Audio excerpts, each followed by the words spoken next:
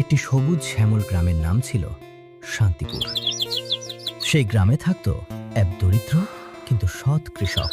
রমেশ তাকে সম্মান করত। একদিন সকালে জমিতে কাজ করতে গিয়ে রমেশ একটি পুরনো মাটির কলস খুঁজে পেল। কলস খুলতেই সে অবাক হয়ে দেখল ভেতরে সোনার কয়েন ভর্তি। রমেশ ভাবল, এটা নিশ্চয়ই কারো হারিয়ে যাওয়া সম্পদ, আমি নিজের কাছে রাখতে পারি না। সে কলসটি গ্রামের প্রধানের কাছে জমা দিল। খবর ছড়িয়ে পড়তেই গ্রামের ধনী ব্যবসায়ী হরিলাল লোভে পড়ে গেল। সে মিথ্যা দাবি করল, এই সোনার কলস আমার। গ্রামের প্রধান বললেন, প্রমাণ দিতে পারলে কলস তোমার হবে। হরিলাল আত্মবিশ্বাসের সঙ্গে বলল, কলসে 100টি সোনার মুদ্রা আছে।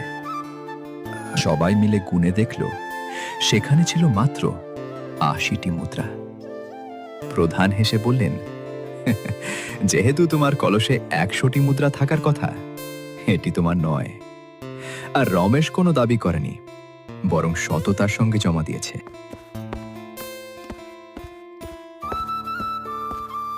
কয়েকদিন পর গ্রামের এক বৃদ্ধ এসে জানালেন, বহু বছর আগে তার এই কলস হারিয়ে গিয়েছিল।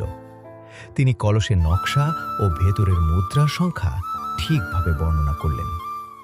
গ্রামের প্রধান যাচাই করে কলসটি তার হাতে তুলে দিলেন। বৃদ্ধ খুশি হয়ে রমেশকে কয়েকটি সোনার মুদ্রা পুরস্কার দিলেন। তিনি বললেন, সততা কখনো বৃথা যায় না। হরিলাল নিজের লোভের জন্য সবার সামনে লজ্জিত হল। এরপর সে প্রতিজ্ঞা করল, আর কখনো অসৎ পথে চলবে না। লোভ মানুষকে অপমানিত করে, কিন্তু সততা শেষ পর্যন্ত সম্মান ও পুরস্কার এনে দেয়।